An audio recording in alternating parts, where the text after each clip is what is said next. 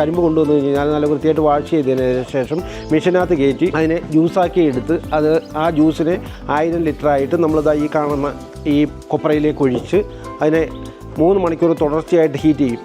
3 മണിക്കൂർ തുടർച്ചയായിട്ട് ഹീറ്റ് ചെയ്യുമ്പോൾ അതിനകത്തുള്ള മൊളാസിസ്, അതായത് ഷുഗർ കണ്ടൻറ്റ് എന്ന് പറയും, അത് സാധാരണഗതിയിൽ നമ്മൾ എല്ലാ സ്ഥലങ്ങളിലും ഉപയോഗിക്കുന്നത് എത്തനോൾ ഉണ്ടാക്കുന്നതിനും ബിയർ ഉണ്ടാക്കുന്നതിനും വേണ്ടിയിട്ടൊക്കെ ഉപയോഗിക്കുന്നുണ്ട്. ഇവിടെ നമ്മളിത് അങ്ങനെയില്ല, ഇത് വേസ്റ്റായിട്ട് ഒക്കെ പോവുകയാണ്. പിന്നെ ഇത് പശുവിൻ്റെ ആഹാര സാധനങ്ങൾക്ക് വേണ്ടിയിട്ട് ഇത് ഉപയോഗിക്കുന്നുണ്ട്. അതിനെ റിമൂവ് ചെയ്തതിന് ശേഷം ഈ ശർക്കരപ്പാനിയെ നമ്മൾ ഈ ലിവർ ഓപ്പൺ ചെയ്ത് ഇതിലേക്ക് കടത്തിവിടും.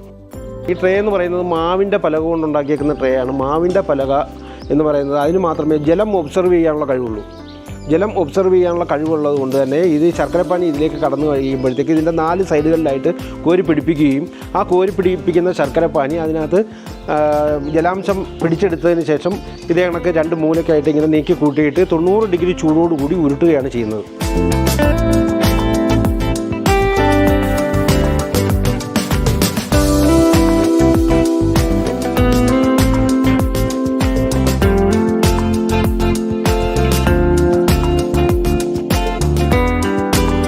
മറയൂരിൻ്റെ മണ്ണിൻ്റെ ഏറ്റവും വലിയ പ്രത്യേകത എന്താണെന്ന് വെച്ചിട്ടുണ്ടെങ്കിൽ അമ്ലത്വം കൂടിയ മണ്ണാണ്. ചന്ദനമാണ് ഇവിടുത്തെ ഏറ്റവും വലിയ പ്രാധാന്യമെങ്കിലും കൃഷി എന്ന് പറയുന്നത് കരിമ്പാണ് കൃഷി ചെയ്യുന്നത്. അമ്ലത്വം കൂടിയ മണ്ണിൽ പിടിക്കുന്ന കരിമ്പായതുകൊണ്ടായിരിക്കും ഇവിടെ 85% കെയിൻ കണ്ടൻറ്റ് അടങ്ങിയ കരിമ്പാണ് ഉണ്ടാകുന്നത്.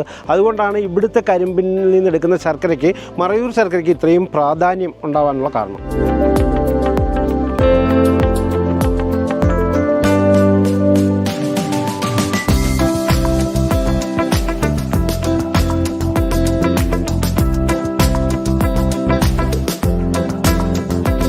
ഇത് ശർക്കരപ്പൊടിയാണ്.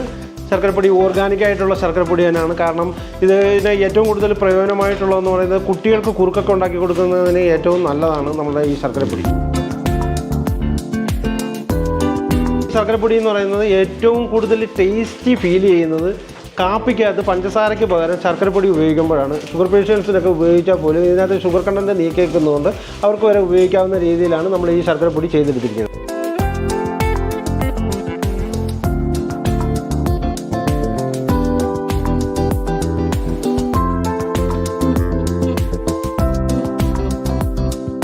പഞ്ചസാര ആകുമ്പോൾ ഈ ശർക്കരയുടെ കളർ മാറി വൈറ്റായിട്ട് കിട്ടാൻ വേണ്ടിയിട്ട് അതിന് കൂടുതൽ അത്രയും കെമിക്കൽ ചേർക്കുന്നത് കൊണ്ടാണ് വൈറ്റായിട്ട് കിട്ടുന്നത്. അപ്പോൾ അത്രയും കെമിക്കൽ നമ്മുടെ ശരീരത്തിലേക്കല്ലേ പോകണേ. ബ്രൗൺ ഷുഗർ ആകുമ്പോൾ അങ്ങനെ സ്ട്രൈറ്റ് ആയിട്ട് നമ്മൾ യൂസ് ചെയ്യണം. അതിന് കെമിക്കലൊന്നും ഇടയുന്നില്ല. അതാണ് അതിൻ്റെ ശരിക്കുള്ള വ്യത്യാസം.